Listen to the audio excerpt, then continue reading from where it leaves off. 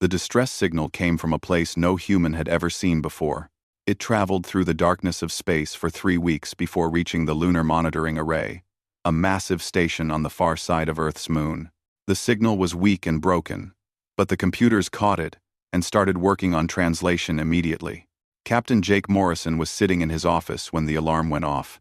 He had been reading reports about suspicious energy readings from deep space, the same reports that had worried Earth's military commanders for the past 20 years. The alarm meant something new had arrived, something important. He grabbed his tablet and ran to the main control room. The control room was filled with screens and busy officers. Everyone was staring at the main display where alien symbols scrolled past. The computers were trying to translate the message, matching patterns and comparing frequencies. Jake had never seen his team look so shocked. "What do we have?" Jake asked Lieutenant Sam Brooks, his communications officer. "It's a distress call, sir," Sam said, his voice shaking slightly. "From something called the Galactic Council. They're asking for help." Jake felt his heart beat faster. Humanity had been searching for alien life for centuries. They had found bacteria on Mars and discovered ancient ruins on one of Jupiter's moons, but never actual living aliens. Never a message like this. The computer finished translating, and Jake read the message on the screen. The message told a terrible story. 7 alien species had formed a peaceful council to explore space and share knowledge. They had lived in peace for thousands of years, studying the universe and helping each other grow. But then the Krell came. The Krell were warriors, insects the size of bears with armor like tanks. They wanted to conquer everything, to crush any species that was not Krell. The council had tried to fight back, but they were scientists and explorers, not soldiers. Their weapons were weak, their ships were slow, and their tactics were simple. The Krell had destroyed world after world. Now only one council stronghold remained, a massive station called Sanctuary, orbiting a planet named Valar Prime. Millions of refugees were crowded into the station, the last survivors of their species. The Krell fleet surrounded them, preparing for the final attack. The message ended with a desperate plea. "We send this call to all who might hear. Please, if anyone exists in this region of space, help us. We are dying. Our children are dying. If you have weapons, if you have ships, if you have mercy, please come. These are the coordinates. This is Sanctuary Station. Please hurry." Jake read the message 3 times. Then he made a decision that would change human history forever. "Get me Admiral Brennan," he said. "Right now. Right now." Within 2 hours, Jake was standing in the command center at Earth Defense Headquarters in Geneva. Admiral Nicole Brennan stood in front of a massive holographic display showing the distress call coordinates. Around the room, dozens of high-ranking officers watched and listened. Admiral Brennan was 52 years old, with short gray hair and sharp blue eyes that missed nothing. She had spent 30 years building Earth's defense fleet, preparing for the day when humanity might face hostile aliens. That day had almost come several times, when Earth's long-range sensors had detected what looked like war fleets in distant systems. Those fleets had never reached Earth. But the threat had been enough. Humanity had prepared. Now they faced a choice. "The signal is authentic," Admiral Brennan said, her voice calm and steady. "Our analysis confirms these are real alien species, and they're facing extinction. The Krell fleet outnumbers them 5 to 1.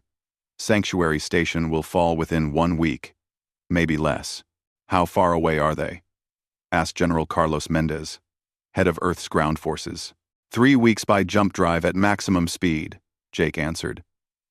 "If we leave now, we might arrive before the station falls." "Might. What do we know about these Krell?" another officer asked. Jake pulled up images that had been embedded in the distress call. Holographic Krell warriors appeared in the center of the room. They stood on 4 legs, with 2 arms ending in sharp claws. Their heads had massive mandibles and multiple eyes. Armor covered their bodies, thick and dark. They looked like nightmares. like something from humanity's ancient fears. According to the Council's data, Krell are stronger than humans, faster, and they feel almost no pain, Jake explained. They breed quickly and live to fight. Their technology is good, not great, but they have numbers and aggression. They overwhelm enemies with pure force. The room was silent for a moment. Then Admiral Brennan spoke again. I've already made my recommendation to the President. I believe we should respond to this distress call. With what force? General Mendez asked. Everything, Admiral Brennan said simply. The entire war fleet, 53 capital ships, 27 support vessels, and full fighter squadrons. We show them what Earth can do. Some officers looked worried. That leaves Earth undefended, someone said. No. Admiral Brennan corrected. That leaves Earth with our defensive satellites, ground-based weapons, and the reserve fleet. More than enough to protect our home.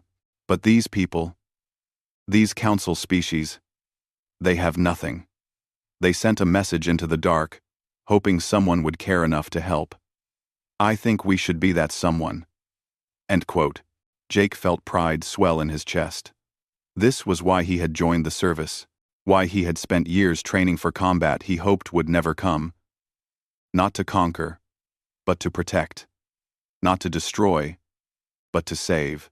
There's another consideration. Admiral Brennan continued. If we help the Council, we make allies. We show the galaxy that humanity is strong, but honorable. We prove we're not like the Krell. And we learn about this bigger universe we're entering. The intelligence value alone justifies the mission. 1. No. President Amanda Foster appeared on the main screen, broadcasting from Washington.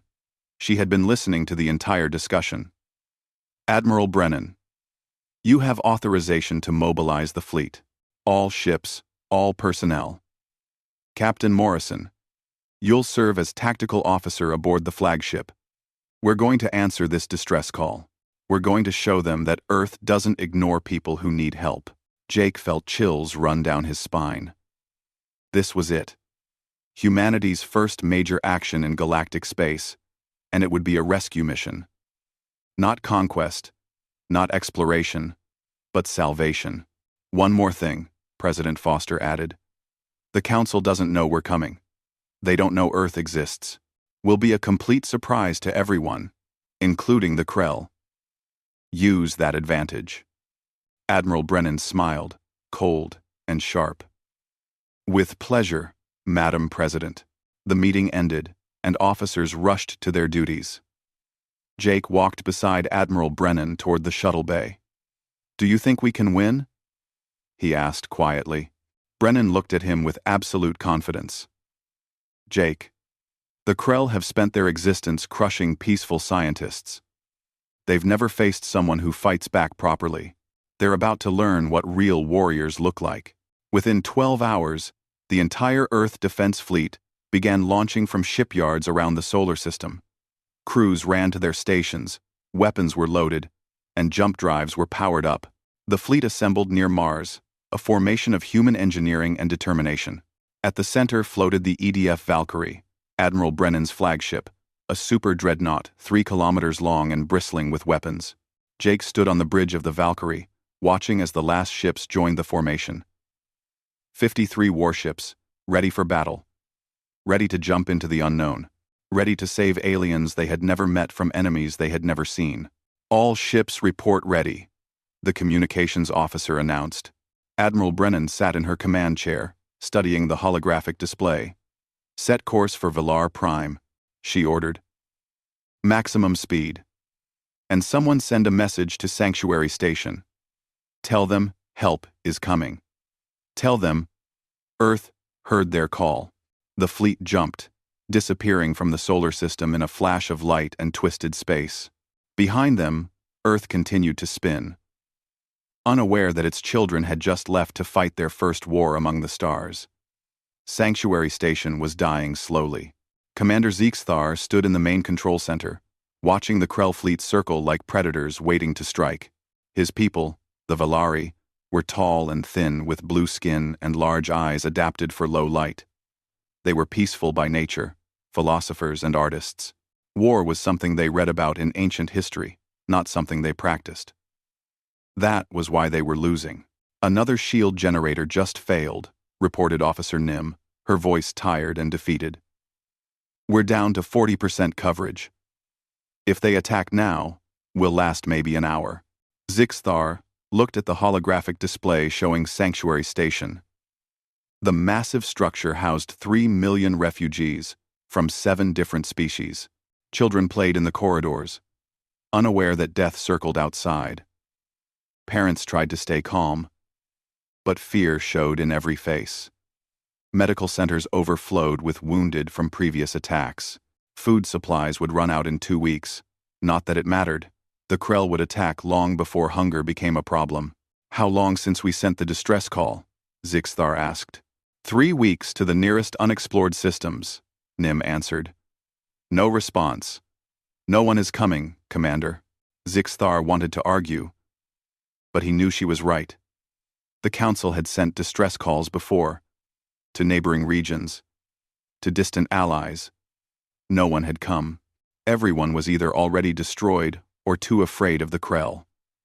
The galaxy, it seemed, had decided to let the Council die rather than risk fighting. Suddenly, every alarm in the control center went off at once.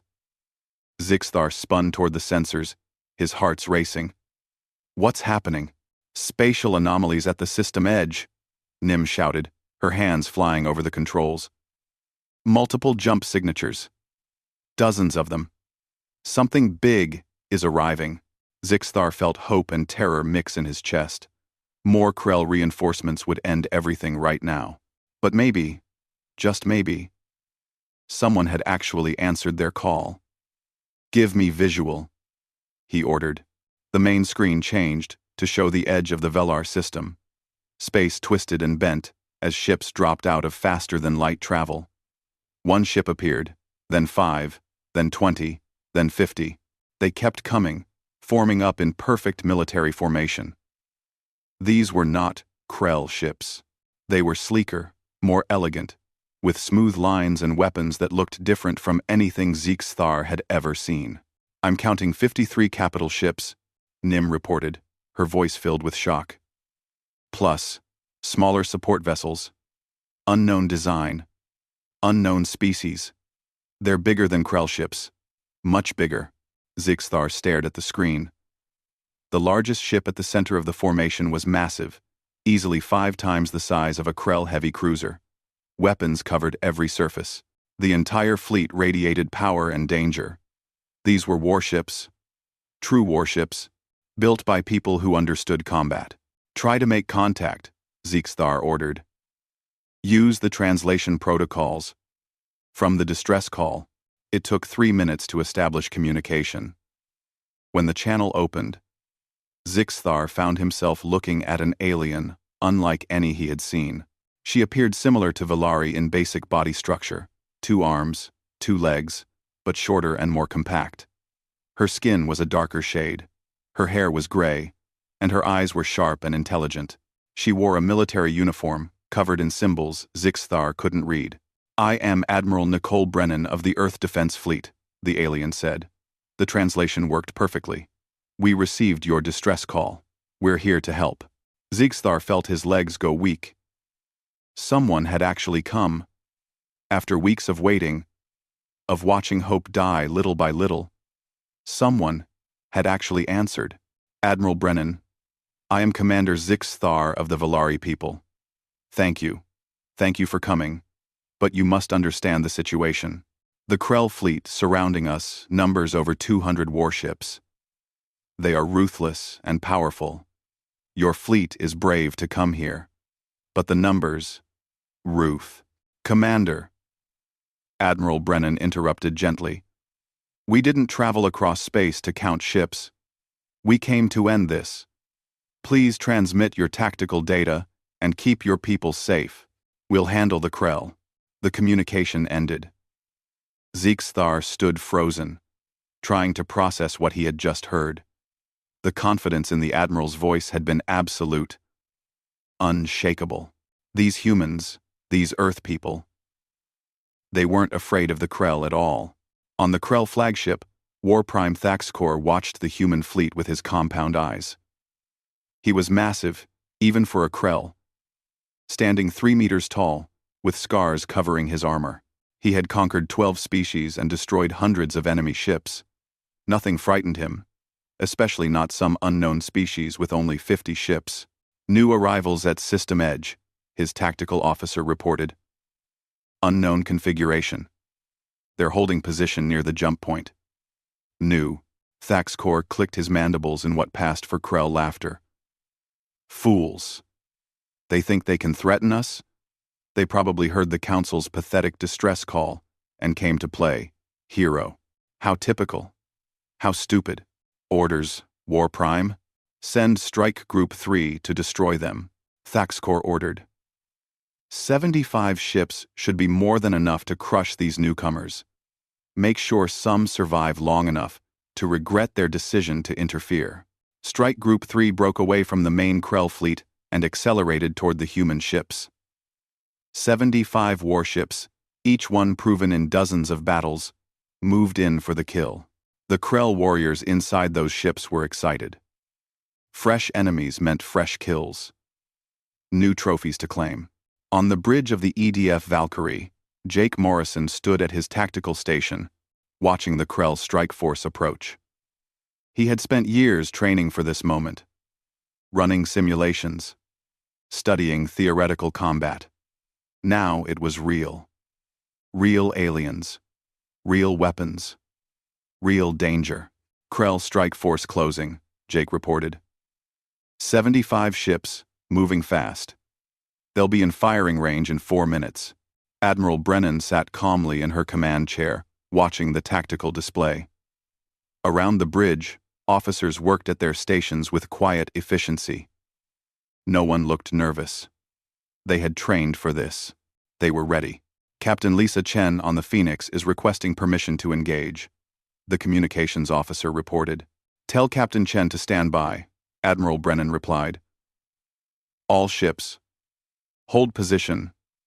Let them come. Jake watched the range counter tick down. 3 minutes. 2 minutes. 1 minute. The Krell were close now. Close enough that their weapons would be effective. Jake had studied Krell tactics in the data from the distress call. They favored overwhelming firepower at close range, using numbers to smash through defenses. Range optimal, Jake announced. Krell ships are preparing to fire. Admiral Brennan leaned forward slightly. All ships, weapons free, show them Earth. The human fleet opened fire, and the universe changed. Railguns, massive magnetic accelerators running the length of each ship, launched solid projectiles at incredible speeds. The projectiles were small, no bigger than a car, but they moved at a significant fraction of light speed. When they hit Krell shields, the shields simply vanished, overwhelmed by kinetic energy. When they hit Krell armor, the armor exploded into fragments. Missile pods opened along the sides of human ships, releasing swarms of smart weapons. These missiles didn't just fly toward targets. They communicated with each other, coordinated their attacks, adapted to enemy countermeasures.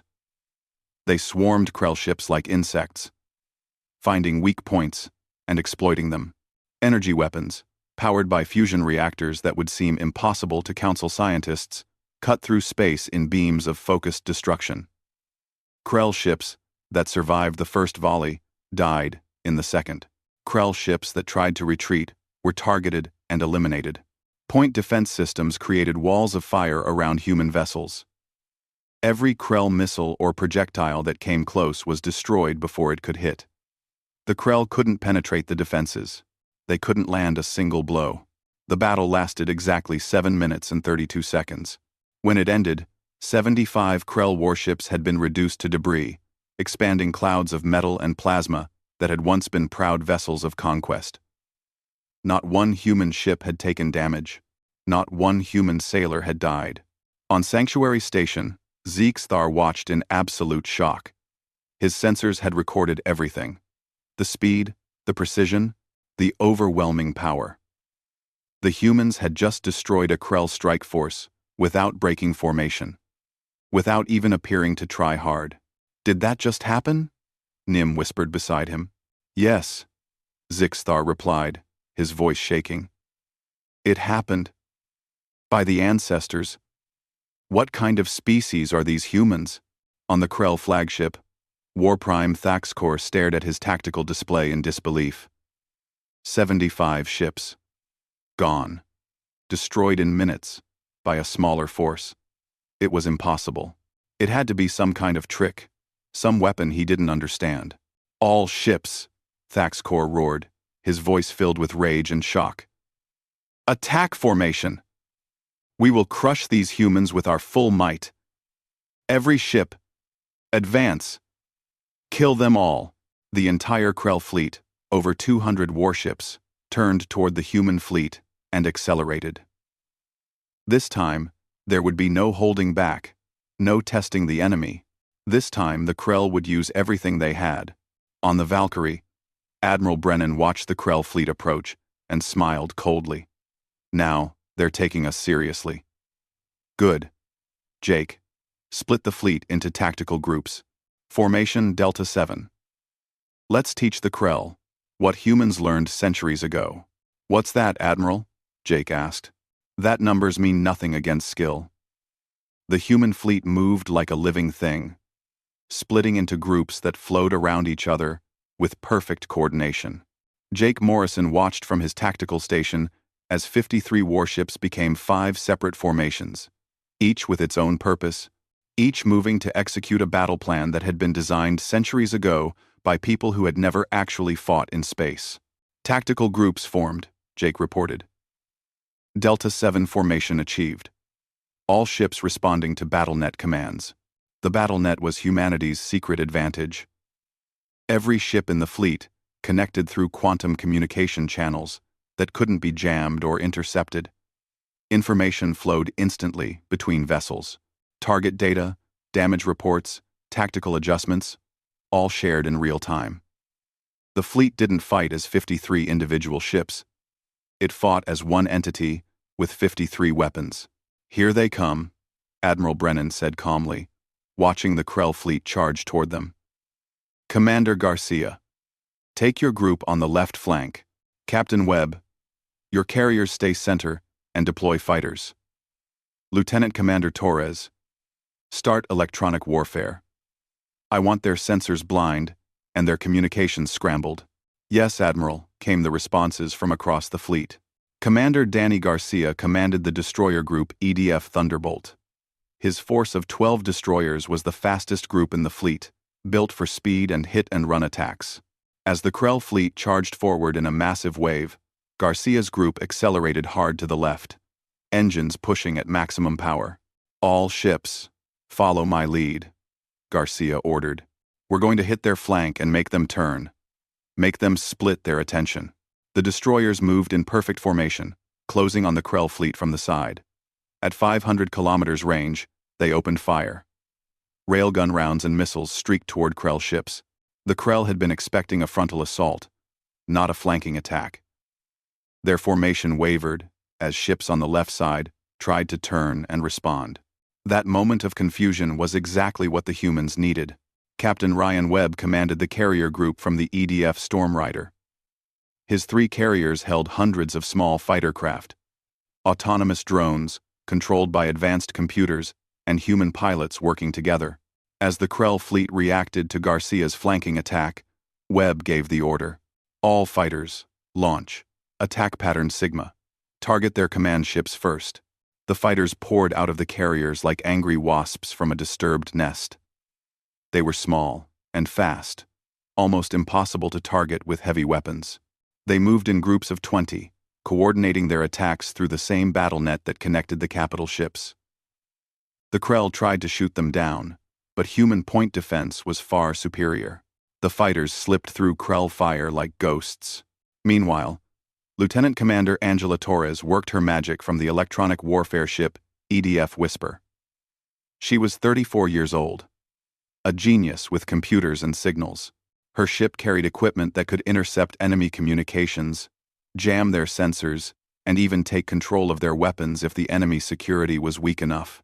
Injecting false targets into their sensor network now, Torres reported, her fingers dancing across her controls. Krell ships are seeing phantom contacts all over the battlefield. Their targeting computers are confused. The Krell fleet began firing at targets that didn't exist, while missing targets that did. Their coordination broke down as different ships received different information. Some ships thought the human fleet was in front of them. Others thought it was behind. The chaos grew worse by the second. Jake watched the battle unfold on his tactical display. The Krell had numbers, but the humans had everything else. Better weapons, better coordination, better tactics, better training. It wasn't even a fair fight. Krell command ship identified, Jake announced, highlighting a target on the main display. War Prime, Thaxcor's flagship, center of their formation. Admiral Brennan studied the target. That ship represents their command structure. If we take it out, the rest of the fleet will lose coordination. Valkyrie will engage directly. All battleships, with me. Let's remove their leader from the board. 2. The Valkyrie and 5 other massive battleships accelerated toward the Krell flagship. These were the largest, most powerful ships in the human fleet, designed to destroy anything they encountered. Their armor was meters thick. Their weapons could crack planets. And they were all focused on one target. War Prime Thaxcor saw the human battleships coming and felt fear for the first time in his life. His flagship was powerful, the pride of the Krell fleet. But these human ships were something else entirely. They moved with purpose and precision. Their weapons already firing, already hitting his shields. All nearby ships, protect the flagship, Thaxcor roared. Stop them. 20 Krell warships moved to intercept the human battleships. They opened fire with everything they had. Plasma cannons and kinetic weapons, filling space with death. The human ships took the hits on their shields, which flared bright blue but held firm. Then the humans returned fire. The Valkyrie's main guns spoke. 6 railguns, each one capable of throwing a projectile at thousands of kilometers per second. The rounds hit Krell shields and punched through. They hit Krell armor and kept going. Ships exploded, their reactors breaching, their hulls splitting open to vacuum. In 30 seconds, half the defending ships were gone. On Sanctuary Station, Zixthar couldn't believe what he was seeing. The human weapons were incredible, yes, but it was more than that. It was the way they fought. Every move had purpose. Every shot hit its target. The humans didn't waste ammunition or make mistakes. They fought like they had practiced this battle 1,000 times before. Can our sensors measure their weapon power? Zixthar asked Nim. Yes, Commander, Nim replied, her voice shaking. The numbers are beyond anything in our database. Their railguns hit with more force than our largest orbital cannons. Their missiles are smarter than our computers. Their shields use technology we don't even understand. These humans, they're not just ahead of us. They're ahead of everyone. Thanks for watching. Their C relevant to the video. The battle continued for hours, but the outcome had been decided in the first minutes. The Krell fleet tried everything. They attempted boarding actions, but human point defense destroyed the boarding craft before they could get close. They tried ramming attacks, but human ships were too fast and too maneuverable. They even tried retreating, but the humans hunted them down systematically. Commander Garcia's destroyers caught fleeing Krell ships and eliminated them. Captain Webb's fighters swarmed damaged vessels and finished them off. Lieutenant Commander Torres kept Krell communications jammed, preventing any coordination or effective retreat. The human fleet worked like a well-oiled machine, each part supporting the others, each captain knowing exactly what to do. They had trained for this, not for this specific battle, but for war itself. Humanity had spent 10,000 years perfecting the art of combat. Every lesson learned, every tactic developed, every strategy refined. All of it came together in the space above Velar Prime. War Prime Thaxcor's flagship took hit after hit from the Valkyrie and her sister battleships. Shields failed. Armor cracked. Internal systems started exploding. Thaxcor knew his ship was dying. That he was dying. How had it come to this? The Krell had conquered dozens of species. They had crushed every enemy they encountered. They were supposed to be invincible. But these humans, they fought differently. They didn't just fight with strength. They fought with intelligence, with coordination, with a kind of cold efficiency that terrified him. They were predators, true predators. And the Krell had been their prey. Disable that ship, Admiral Brennan ordered, watching Thaxcor's flagship struggle. I want prisoners and intelligence. Target their engines and weapons, but leave life support intact. Jake coordinated the targeting, working with the other battleship captains. Precision fire eliminated the Krell flagship's ability to move or fight, but left the crew compartments intact. The massive ship went dark, drifting in space, defeated but not destroyed. 8 hours after the battle began, the last Krell ship was eliminated. Over 200 warships had entered the battle. None escaped. The Krell fleet that had terrorized the Galactic Council, that had destroyed entire civilizations, was gone. Debris filled the space around Velar Prime, twisted metal, and frozen bodies. The remains of an empire's pride. The human fleet regrouped, ships taking up defensive positions around Sanctuary Station. Damage reports came in. Some ships had scratches on their armor. A few had minor shield generator damage. One destroyer had lost a sensor array. That was it. Not one human ship seriously damaged. Not one human sailor killed. On Sanctuary Station, every being capable of seeing a screen watched in stunned silence. The impossible had happened. The Krell, the unstoppable Krell, had been stopped. No, not just stopped. Destroyed. Utterly and completely destroyed by a species no one had known existed. Zigzthar opened a communication channel to the human flagship. Admiral Brennan appeared on the screen again, looking calm and professional, as if she hadn't just won one of the greatest military victories in galactic history. Admiral Brennan, Zigzthar said, his voice thick with emotion. I don't have words for what you've done. You saved us. You saved millions of lives. How can we ever thank you? Brennan smiled gently. You already did, Commander. You sent out a distress call, asking for help. That took courage. As for thanks, we'll discuss that later. Right now, your people need medical attention and supplies. We're sending aid shuttles. And Commander, we need to talk. Your people and mine need to get to know each other. We need to understand this galaxy we've entered. Yes, of course, Zigzthar agreed. Admiral, if I may ask, why did you help us? You traveled across space to fight for people you'd never met. Why? Admiral Brennan considered the question for a moment. Because you asked for help. Because it was the right thing to do. And because where we come from, we have a saying. No one fights alone. You're not alone anymore, Commander. Remember that. The communication ended, leaving Zigzthar staring at a blank screen. Around him, his crew was crying with relief and joy. Children on the station were cheering. People were hugging each other, celebrating survival they had thought impossible. But Zigzthar felt something else along with the joy. He felt awe and a little bit of fear. The galaxy had just changed in a fundamental way. A new species had arrived.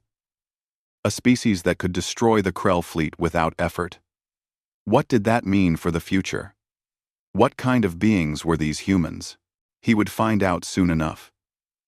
The medical shuttle from the EDF Valkyrie docked with Sanctuary Station 6 hours after the battle ended. Dr. Kevin Palmer led the medical team, a tall man with kind eyes and steady hands. Behind him came Dr. Michelle Rodriguez and 20 other medical personnel, carrying equipment and supplies that the Council species had never seen before. Zigzthar met them at the docking port, along with several Valari medical officers. The humans looked similar to Valari in basic body structure, but shorter and more solid, built for higher gravity. They moved with confidence and purpose, and their equipment hummed with advanced technology. "Dr. Palmer," Zixthar said, offering the traditional Valari greeting of touching his forehead. "Thank you for coming. Our medical facilities are overwhelmed. We have over 15,000 wounded from the Krell attacks." Kevin Palmer returned the gesture awkwardly but with respect. "We're here to help, Commander. Our equipment can adapt to most biological systems. We've already studied the medical data you transmitted. We should be able to treat the majority of injuries." Zixthar led the human medical team through the station corridors. Everywhere they went, alien civilians stopped and stared. Some were Valari, like Zixthar, tall and blue-skinned. Others were Centis, small beings covered in soft fur. There were rock-like Granic, floating, whispers that existed partly in another dimension, and several other species. All of them stared at the humans with wonder and gratitude. The medical bay was chaos. Wounded beings filled every bed and most of the floor space. Valari doctors and nurses worked frantically, but they were exhausted and running out of supplies. The sight would have overwhelmed most people, but the human medical team got to work immediately. Dr. Rodriguez moved to a young Valari child who had lost an arm in a Krell attack. The wound had been sealed, but the child was in pain and traumatized. Michelle knelt beside the bed and spoke softly through her translator. "Hey there, I'm Dr. Rodriguez. I'm going to help you feel better, okay?" She pulled out a device that looked like a simple wand and ran it over the child's injury. The device scanned the wound, analyzed the tissue, and began dispensing microscopic medical robots that would promote healing. Within minutes, the child's pain decreased. The parents watched with tears in their eyes, unable to believe that help had actually arrived. Kevin Palmer worked on more serious cases, using human technology to stabilize dying patients.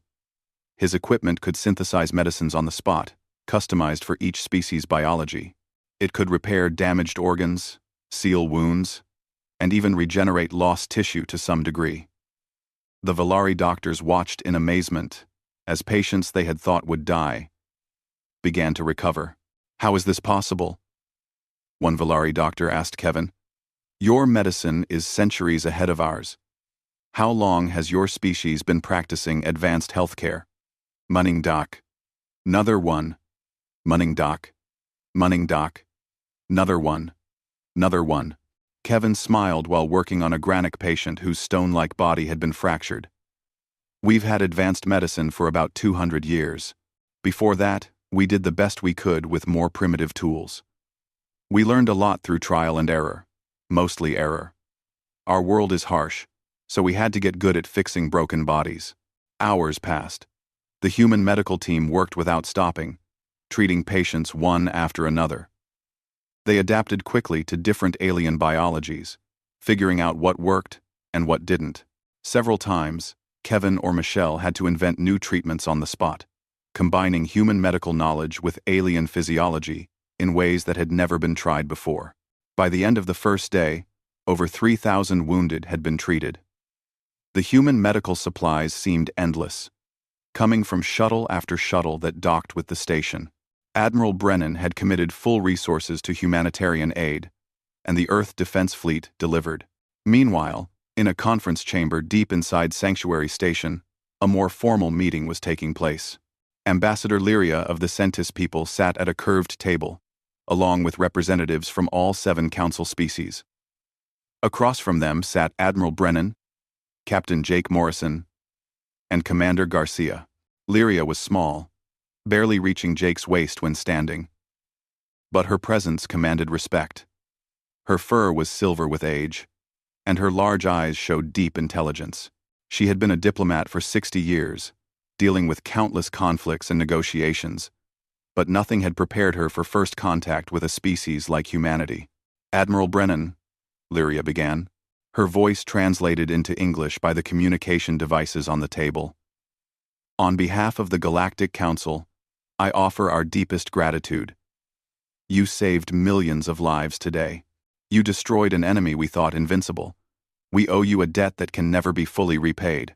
You owe us nothing, Ambassador, Admiral Brennan replied. We came because you asked for help. That's what civilized species do. They help each other.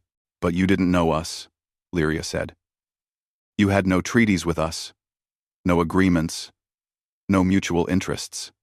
You risked your ships and your people for complete strangers. That level of altruism is rare in the galaxy, perhaps unique. Admiral Brennan shifted slightly in her chair. Ambassador, I think it's time we had an honest conversation about humanity and Earth. You need to understand what kind of species we are, and we need to understand your culture and this larger galactic situation. Let's share information openly.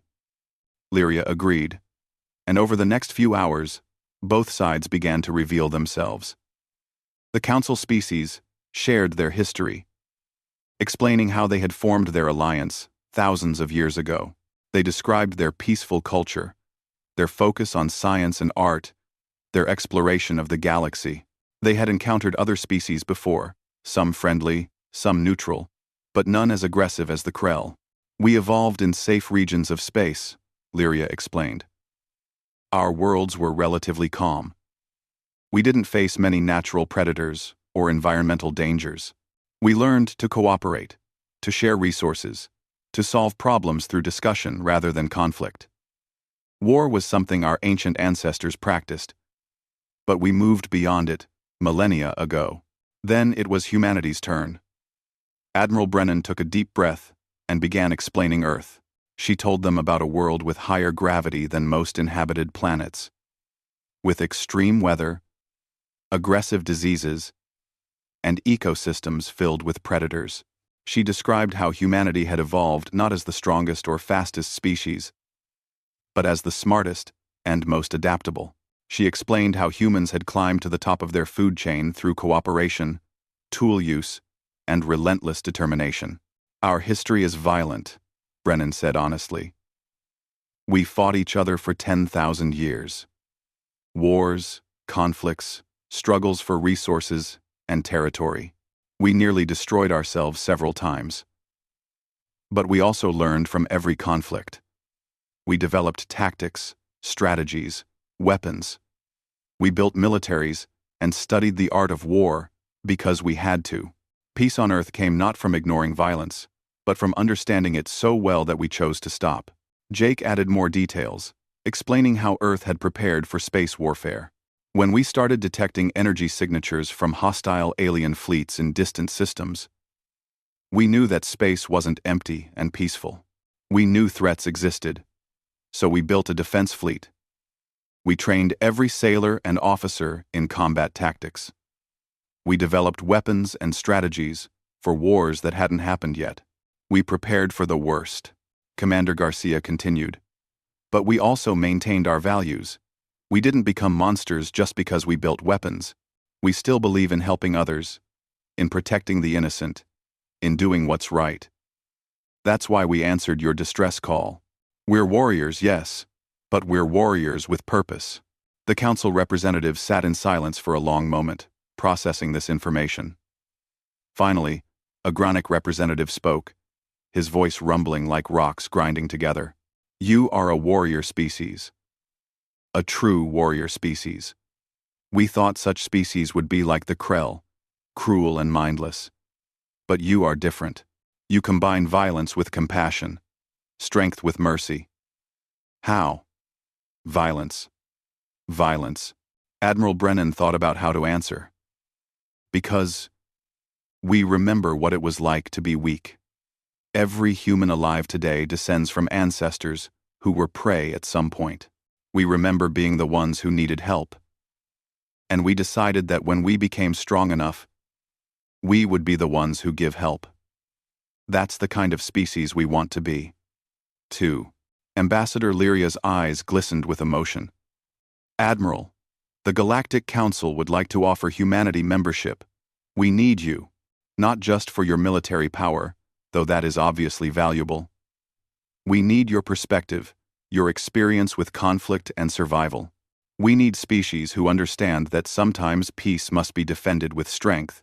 We would like that, Brennan replied. But we have conditions. We will not be your soldiers for hire. We will not fight wars of conquest or aggression. We will defend the Council and innocent species from threats like the Krell. But we will not become the new Krell. We will be protectors, not conquerors. That is exactly what we hope for, Lyria said with relief. Jake spoke up. We also want to learn from you. Your science, your culture, your history. Earth has been isolated for so long. We want to join the galactic community as full partners, sharing knowledge and building friendships. That can be arranged, Lyria agreed. Later that evening, Jake stood in the observation deck of the Valkyrie, looking out at Sanctuary Station.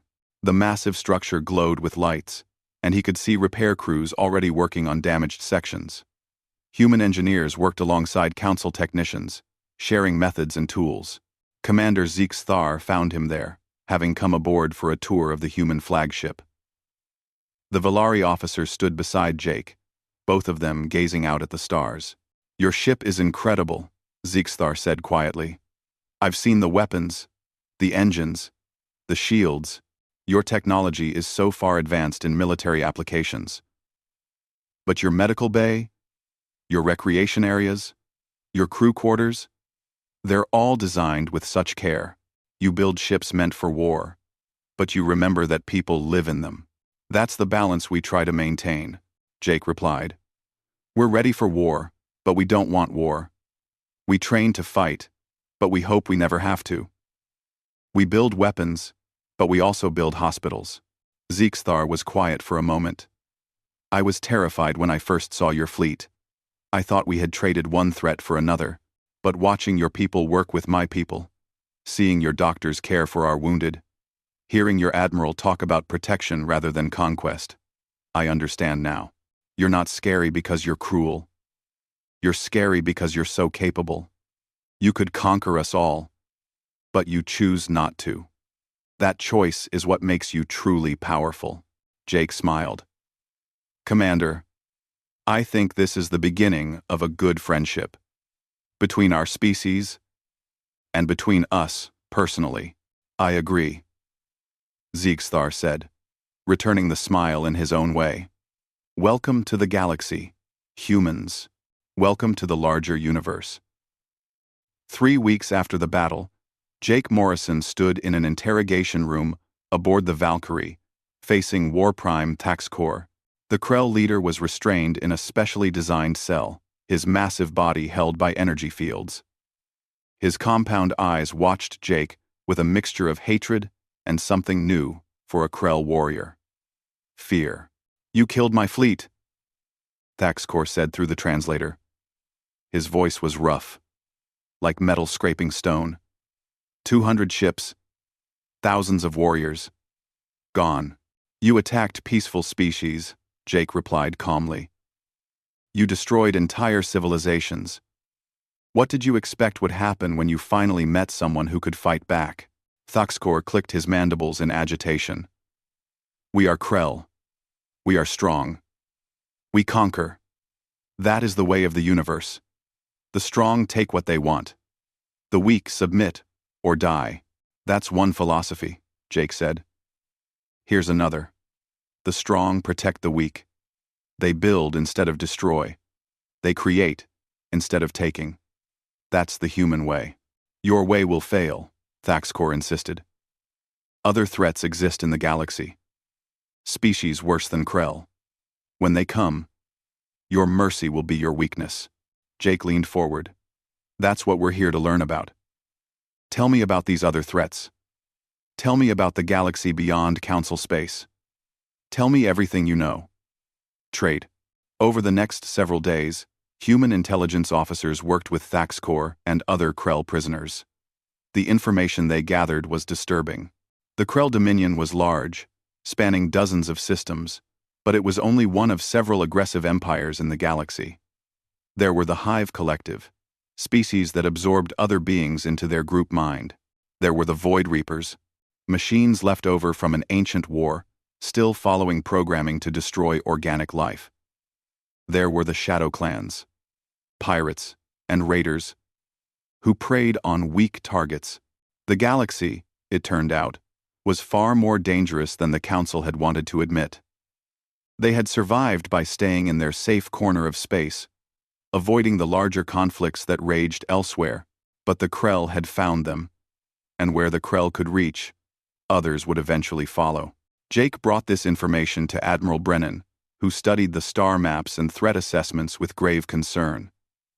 The Council isn't prepared for any of this. They've been lucky so far, but luck runs out. We need to stay, Jake said. Not just for a rescue mission. We need to help them build real defenses. Teach them how to protect themselves. I agree, Brennan replied. I'm sending you back to Earth with a full report. Present it to the President and the Security Council. I think they'll approve a permanent presence here. 5 days later, Jake stood in the White House Situation Room, presenting his findings to President Amanda Foster and the assembled leaders of Earth's government. He showed them the star maps, explained the various threats, and described the Council's vulnerable position. The Council species are peaceful and advanced in many ways, Jake explained. Their science is impressive. Their culture is rich. But they're children when it comes to defense. They need us. And frankly, we need them. Their knowledge combined with our military capability could make the entire region safer.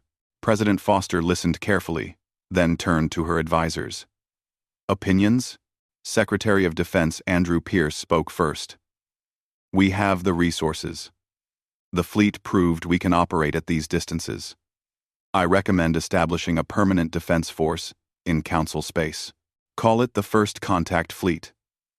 Put Commodore Morrison in command. Commodore? Jake said, surprised. You're getting promoted, the President said with a slight smile. If you accept this assignment, you'll be responsible for Earth's entire presence in that region of space. You'll need the rank to back up your authority. Jake thought about what this meant. Leaving Earth, possibly for years. Living among aliens. Building relationships between species that had never known each other. It was daunting, but it was also the most important work he could imagine. I accept, Madam President. The vote was unanimous. Earth would commit resources to protecting the Galactic Council.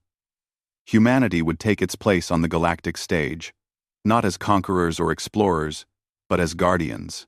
Back at Sanctuary Station, construction was already underway. Human engineers worked with Council scientists to upgrade the station's defenses. New shield generators, human-designed but adapted for Council technology, were being installed. Weapon platforms, carefully controlled to ensure they couldn't be used for aggression, surrounded the station. Captain Lisa Chen had been assigned to oversee the defense initiative, and she approached the task with typical efficiency. Commander Zeeksthar, Lisa said, walking through the station with the Valari officer. Your people are quick learners. In 2 weeks, you've mastered basic tactical principles that took us decades to develop. Zeeksthar felt pride at the compliment. We have good teachers. And strong motivation. We never want to be helpless again. They reached a training facility where Council security forces were practicing with human instructors. Valari, Centis, Granic, and other species worked together, learning human tactics and strategies. The instructors were patient but demanding, pushing the students to think like warriors while maintaining their peaceful values. One young Valari, Officer Nim, who had worked with Zeeksthar during the battle, was practicing with a training weapon. She moved awkwardly at first, but a human sergeant showed her proper form. Don't just aim and shoot. Think about your environment. Use cover. Move with purpose. Your goal isn't to be aggressive. Your goal is to survive and protect others. Neem tried again, this time moving more smoothly. She used the training obstacles for cover, advanced when safe, retreated when necessary. The sergeant nodded approval. Better. Much better. You're thinking now, not just reacting.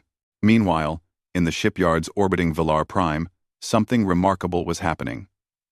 Human engineers were designing new ships specifically for Council species. These weren't warships like the EDF fleet. They were hybrid vessels, combining Council science capabilities with improved human-designed defenses. Ships that could explore and research, but also protect themselves if attacked. Captain Ryan Webb oversaw the project, working closely with Council shipbuilders. The key is balance, Ryan explained to a group of Granic engineers. You don't want to become a warrior species. That's not who you are. But you need to be able to defend yourselves. These ships will let you continue your peaceful missions while having the means to escape or fight if necessary. The Granic chief engineer, his rocky body shifting as he processed information, asked questions about the weapons systems. Ryan answered patiently, making sure they understood not just how the weapons worked, but when to use them and when not to. On Earth, public reaction to first contact was mixed. Some people were excited about joining the galactic community. Others were worried about getting involved in alien conflicts. News broadcasts showed images of the Council species, and public opinion gradually shifted toward support. These weren't threatening aliens. They were refugees who had needed help, and humanity had answered that call. Admiral Brennan returned to Earth after 6 weeks in Council space. She presented the full picture to the government and media. The threats humanity now knew about, the alliances forming, the future of human involvement in galactic affairs. We can't stay isolated anymore, Brennan told reporters during a press conference. We know the galaxy is full of intelligent life, and much of it is hostile. The Council needs us, but we also need them. Together, we're stronger than apart. This is humanity's role now. We're the guardians, the protectors, and I believe we're ready for that responsibility. 6 months after the Battle of Villar Prime, Commodore Jake Morrison stood on the bridge of his new flagship, the EDF Guardian. The ship was slightly smaller than the Valkyrie, but just as advanced, designed specifically for long-range patrols and diplomatic missions. His fleet included 20 human warships and 5 hybrid vessels crewed by joint human council teams. Commander Zixthar served as his liaison officer, bridging human and council cultures. The Valari had learned much about humanity in the past months, and he had become one of Jake's closest friends. Together, they represented the future. Different species working together for common goals. First patrol route is plotted, the navigation officer reported. We'll pass through 3 council systems, check in with local security forces, and investigate some unusual energy readings near the frontier. Good, Jake said. Let's show the flag. Let everyone know that this region has protectors now. As the Guardian and its fleet prepared to depart, Jake looked at the view screen, showing Sanctuary Station in the distance. The station had been rebuilt and expanded. Now it served as the headquarters for the Council Defense Initiative, the formal alliance between Earth and the Galactic Council. Human officers worked alongside Council personnel. Children of different species played together in the recreation areas. Scientists from multiple worlds collaborated on research. It's remarkable how quickly things have changed, Zixthar said, standing beside Jake. 6 months ago, I was certain my people would die. Now we have hope, allies, and a future. The galaxy is always changing, Jake replied. The question is whether we change with it or get left behind. I think both our species have chosen to adapt, to grow, to work together. Do you think there will be more threats? Zixthar asked. More enemies like the Krell? Probably, Jake admitted. The galaxy is a big place. There will always be those who choose violence over peace. But now there are those who will stand against them, and will be ready. The galaxy will stand against them. The galaxy is a big place. The galaxy is a big place, and will be ready. The Guardian's engines powered up, a low hum that resonated through the ship. Jake settled into his command chair, feeling the weight of responsibility, but also the excitement of what was to come. Humanity had answered one distress call, and changed everything. What would come next? What other species would they meet? What other challenges would they face? He didn't know the answers, but he was ready to find out. All ships, Jake ordered. Form up and prepare for jump. We have a galaxy to patrol. The fleet arranged itself in perfect formation. Human warships took the lead positions. Hybrid vessels filled support roles. Together, they represented a new era in galactic history. The era of cooperation between warriors and scientists. The era of humanity as guardians. Jump drives charged and ready, the engineering officer reported. Then let's begin, Jake said. All ships, jump. The fleet vanished in a flash of light, leaving empty space where they had been. But throughout Council space, millions of beings felt safer, knowing that humanity was out there, watching the darkness, ready to answer if another distress call ever came. On Earth, in the White House, President Foster watched a live feed of the Guardian's departure. Admiral Brennan stood beside her, along with the Secretary of Defense and other officials. Do you think we made the right choice? Foster asked. Committing our forces to protecting alien species? Brennan nodded without hesitation. Yes, Madam President. We received a call for help. And we answered. That's who we are. That's who we should always be. The strong protecting the weak. The capable defending the vulnerable. If we had ignored that distress call, we wouldn't be the humanity I'm proud to serve. Foster smiled. Well said, Admiral. Now let's make sure Commodore Morrison and his fleet have everything they need. Because you're right. This is who we are. And the galaxy is going to learn that Earth doesn't abandon those who need help. Far across space, in the unknown regions where threats still lurked, sensors detected the human fleet's jump signatures. Various hostile species noted the energy patterns, adding data to their files. Some dismissed the readings as unimportant. Others began planning, scheming, testing. But one thing had changed fundamentally in the galaxy. Word spread quickly among spacefaring civilizations. There was a new species in Council space. Humans from a world called Earth. They were warriors, true warriors, but they fought for others, not for conquest. They had destroyed a Krell fleet that had crushed everyone else. They were building alliances and teaching peaceful species how to defend themselves.